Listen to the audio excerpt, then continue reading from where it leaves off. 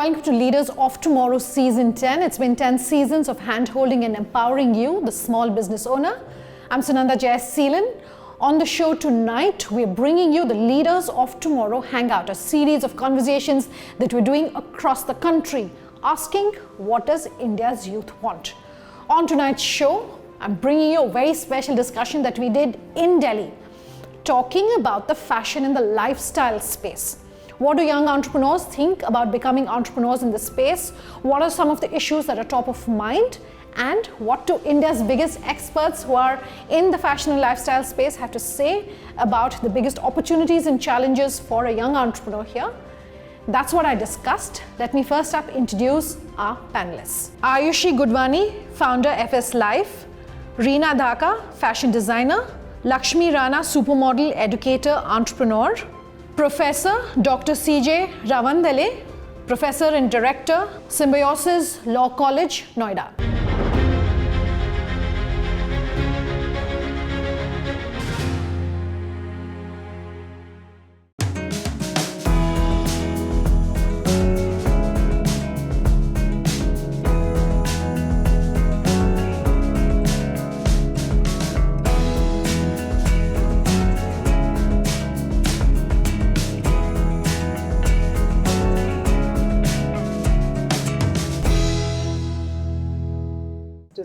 There is one of the students here who has a passion project in the fashion space. Yes, go ahead. You have a question. Go ahead. Hello. So my name is Navananda. I'm a fifth year learner. I have an Instagram page called the Cute Clay Store. My question is to the entire panel. In this day and age where algorithms are changing every single day, how can I or how can a brand stay relevant, and how can we hold the audience's attention for a long period of time? What is it that your brand does? Ma'am, it's a lot of things. I mainly use resin to make jewelry or home decor pieces. So stuff like the things that I'm wearing. I preserve real flowers, leaves or whatever into jewelry or into home decor. So I make clocks, I can make tables. Whatever a client demands, I can make it. I can preserve their pictures and anything that they want basically. Keepsakes. So I find it very difficult to stay relevant on Instagram. I've been doing this for 2 years now. And for some period of time, I was growing constantly, but now I'm not because of the changing algorithm. So that is something that I would love your perspective on. Any I'm tips? the totally wrong guy to ask. So on a lighter note, I'm happy to connect you to my social media team who can give you the tips to figure out how to those stay guys know their words. relevant. But also the reality of the matter is when it comes to engagement and being relevant on Instagram, trends change. People are consuming content on a day-to-day basis. So you will have to figure out if your content is relevant for your audience, otherwise it will not last. That is the honest reality of any social media platform. So if that's what you do for a living, then you also have to understand the algorithms of Instagram or Facebook and keep on updating your content consistently towards the tune. You'll not be able to beat that easily. Actually, social media is the cheapest way of marketing. So that is something that you will have to invest in and have a great team for it. Know your audience, number one. You know, most of us go wrong there as to who are you reaching out to. That is number one. Even I have a very strong social media team because there is no other way. Secondly is that your content has to be informative, relevant, and people need to learn something from it. You know, just because there are just way too many social media handles, there's way too many brands that are doing the same things like all of us actually put together. So as long as it is informative, relevant, and you are going by, as you said, by the changing trends of the fashion industry and what you're trying to do, you will make a difference. You know what you do is whatever you're doing, you describe to us, film the process, because the processes are doing well. And then, of course, dancing. And also I see collaborating with the right people, people who are doing things like you, people who are, you know, who can actually support your business and you doing the same for others. I feel collaborations really, really make a difference. So good morning all, my name is Jay Vadva and I'm a third year learner from the law school. So my question is basically in the world of fast fashion, it is contributing a lot to the environment, but in a negative way. That is a lot of pollution and carbon emissions. So people are switching from fast fashion to sustainable fashions, and we have seen recently thrift stores and all for the recycling coming out. But the approach and the audience are very limited quantity. like in a very small proportion. So basically, how do you say that the audience approach, and how can the wide aspect of this be contributed to the audience as well as the industries? Why is there so much bashing of the fashion industry today? But no, that's just joking. Professor, I want to understand, there's a subject taught in environmental law? It is. Okay. And can you, just help us understand what all is taught and, what they're learning? Truly, when it comes to law, because I also could see people have different understanding of the term law itself, but we are taught that law is nothing but logical application of wisdom. And wisdom is very relatable to the time we are in. So accordingly, the laws change. So when it comes to environmental law, it cannot be a state specific. Environmental law is now global. So as changes happen, get accepted in the domestic field, and then you need to comply. You don't need to apply, you need to comply. And so when do the you study the fashion industry under Yes. this? So there are lots of, like for example, when it comes to, for example, the emission. So what is the extent of emission? So even that gets regulated. And now when it comes to industry, fashion industry, of course, you are into some sort of manufacturing as well. So the emissions, so a set of permissions which you need to obtain, it's difficult to start as well. Why it is difficult? Because you're trying to sustain the environment in which you would be able to live at least. So that's why, like when they're talking about sustainable, what is sustainable? Means you can do this, but still you can sustain. But you know what you are doing, it is leading to some trouble as well for the future. So we are just restricting, regulating extent of it. We are not stopping it. We are not preventing it. I saw a hand go up there. Yeah. Good afternoon, everyone. My name is Astha Agrawal, and I'm a fourth-year learner from Symbiosis. My question is directed to Ayushi. So, when you thought of building a brand that exclusively deals with the work women, you were an industry outsider. So, how did you actually manage to cope up with the challenges that you face, and what challenges did you actually face? Because it's an industry that is actually very competitive. There's so much competition, and it's ever evolving and ever changing. So, how did you manage, and how did you manage now also to keep up with that competition? I knew that the industry was competitive, but I also felt that with my understanding from my B school, followed by consulting in McKinsey after 5 to 7 years, I also understand building businesses a lot better than the industry would have. So I, of course, did not have any knowledge of fashion. I pretty much sat down and interned at an export house for almost 6 to 8 months. It's the best thing to do, export house. Sat down at the age of 31. Very comfortable doing that, and then took about a year to launch my brand, understanding what are the opportunities which the industry can learn from me, and that's where we decided to build the brand. So that's what I did, and therefore competition is always going to be very, very high. It's a difficult industry to be a part of, but then the question is, how fast can you scale? Are you really differentiated? In our case, we decided to focus on sizing for real Indian women bodies, leveraging a lot of data. You can see I'm a plus size, and the idea was to ensure that everyone will get great garments to fit them and be very comfortable in them, and that's what differentiates us. Could you talk to us about how you identified early on what your USP was going to be and built it just to... this is very important, that each one of us has a natural tendency. I feel like you studied and you related the plus size to yourself. She is a model and she had this poise and grace. So she took that into her profession. The professor, my God, you just taught me what law meant. I feel like such a dodo. I mean, so each one of us is unique in our own things, and each one of us has something natural. I did very well with blending of stretch and, putting West and East together, because that's how I thought. And that always worked for me. Whenever in my life I tried to merge with the herd, it backfired. I'm going to take a quick break on that note. We're back in just a moment. Do stay tuned.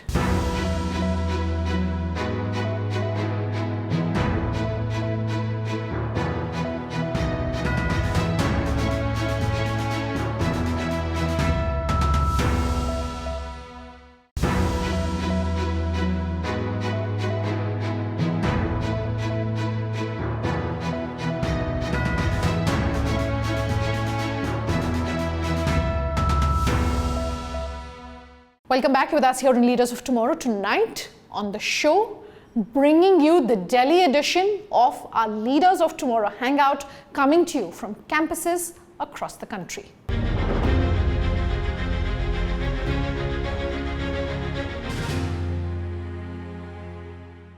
Okay, just sit Go on ahead. the back benches like Hello quiet everyone, my name is fellows. Tisya Bagchi. I'm a fourth year learner. My question is to the panel here. So, how does the fashion industry look at technology, especially in light of the COVID pandemic, wherein we have seen VR mechanisms wherein people can try on clothes without actually physically going and wearing them? How is the fashion and retail industry looking at technology in the future? Great question. Yeah. You. Well, you take this on. Yeah. I mean, I can, but I'd rather listen to you. Yeah. I'm happy I to mean, listen I to think you. that, so this is nothing, I mean, I'm coming in as an outsider, and I actually feel that fashion industry is not very forward in technology as compared to a set of other industries. And in fact, that's what we at Fable Street and FS Live try to break through. The industry needs a lot of support on technology at the back end, on the supply chain side, numerously. One conversation we have had a lot is on the supply chain. But from a business perspective, there's a lot more that needs to be still done from a technology perspective. We are personally therefore differentiating by building a brand, supporting and enabled by technology. There is also front-end technology, as you said, that you can actually visualize how you look in a garment. So that's also coming forward in a much better way. But I think industry is going to take its time to adapt to it. And that's a journey that the industry has to go through, and it needs a breakthrough. Sure. Hello everybody, my name is Nandish. I'm a third year law student, and my question is directed to Ms. Rina. Ma'am, there is a prevailing business model with not fast fashion per se, but there are certain brands, they enter into the market and they create knockoffs of the prevailing designer brands. Yes. And what happens is it hurts their revenue share in the market as well as the intellectual property. So what is your take on this issue, and what would be your advice to the entrepreneurs that want to create their own designer brand? You know, sadly, this is such a, I mean, what do I say? When I invented the churidar, I tried to patent it. That was in the 90s. And then they said, this is a churidar. I had done it in a lycra. Lycra was then, now is bought over. As you know, it's no more lycra, stencil. So anyway, I did it because I did knitwear. And they said, Edison invented the bulb. After 5 years, he had to give it to the world. So there is no real thing as your design in that sense. After 5 years, your every innovation will go. So you have that 5 year, I mean, correct me if I'm wrong, I may not be the smartest sitting with the whole lot of absolutely right, lawyers. And, but that's what I understood. And sadly today, the industry is like a clone. I've understood the suffering of mine is that everyone wants to look like everyone. Nobody wants to be individualistic anymore. So you have that same look worn by few influencers, models, stars, or whoever they are, and they are given further the clothes by endorsers. So it's another mind trap. They're not even wearing what they want to wear. They're wearing what they're paid, they make money out of it, or there is a relationship which is pushing that. And then you will also have my tailor, who has now broken out because he's second generation. He's been able to afford his kid to go to a good college like yourself. So he and them team up, and he can go to my client and say, I can make this for you. And that is really what is happening. And people are wearing it. And they go to, so fashion is hurting in India, according to me. Innovation is scarce now. So it's really another time for us to reinvent ourselves, because we're saturating, in my opinion. It's very, very boring right now, because everyone wants to look like the other guy. Can I? The IP piece, yeah. Sorry, go ahead. One word which is, it's called inspiration, which has changed generations. But now you see the negative side of it. Yes. Everybody copies it, they say, I got inspired. Yeah. Means this inspiration, you should credit it to the person Yes. from whom you got inspired, not what you created, that is one. I can relate this as a parent. One of my daughter, she has a boutique. She has done her education into designing. So, but she is making good name, because people do come to her, they say, can you make this? She says, no, I have my own creations, but this is my way. And they find it that she is quite economical as such, so they go for it. So there has to be a refusal at one's end as well. Sure. You can't just put it on that, why people also ask for it. People also should not. So it's a societal issue. It cannot be related to any industry. Sure. Can you also answer the IP question, Professor? The intellectual property, that's what, that the first argument which is always levied. Sure. I got inspired. And there are no strong IP laws I in think India. there are no There strong- are. Yeah. Like You truly have speaking, It's very laws, but hard they're to exploited patent a also. design, Okay. and it's a very long and a tedious process Okay. for anyone to do so. I think the industry and overall industry needs to go through a little bit, become a lot more ethical, and give credit to the designers or the people who have made that innovation. The innovation will be picked up, but giving the credit back where it is due is actually an important aspect that we as consumers need to ensure and hold brands responsible for. Very hard to patent or focus and then spend the energy trying to get that. And I just have one last question that I want to take to all of you, just as closing comments. And I think what is very important for entrepreneurs who are starting out is to also understand perhaps what are the biggest challenges.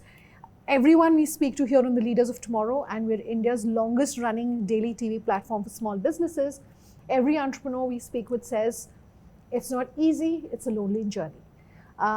So my question, and perhaps I'll come to you first, Ayushi, and we'll go down the line.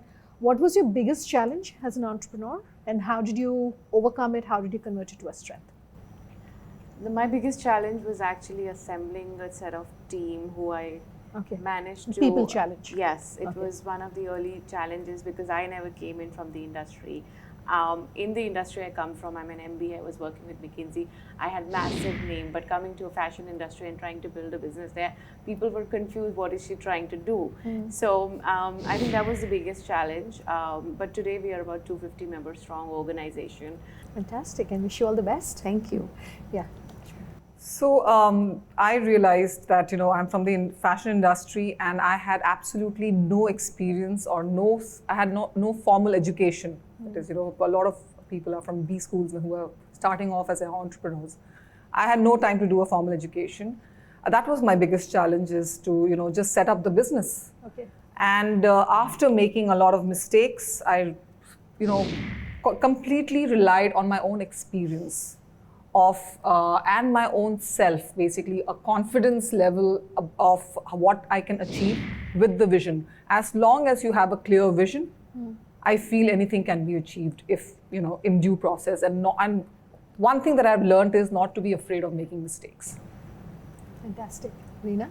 Clear vision is what it is. Yes. The way you had it, Sira Buddha. I'm very fogged up every time. So I think challenges as an entrepreneur are daily. Every day in my life is a firefight.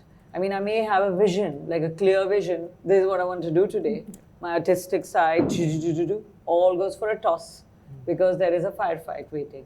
And who knows what that is? It's really like you don't know what your next future is. It's very uncertain. Okay. And I think for an entrepreneur to be prepared for a firefight is a very big reality and struggle. If you had one piece of advice, we'll end the show. In the interest Do you have anything that you want to advise? just one them? thing, Yeah. because this is what has been taught to me by my grandmother. I have shared this experience with you.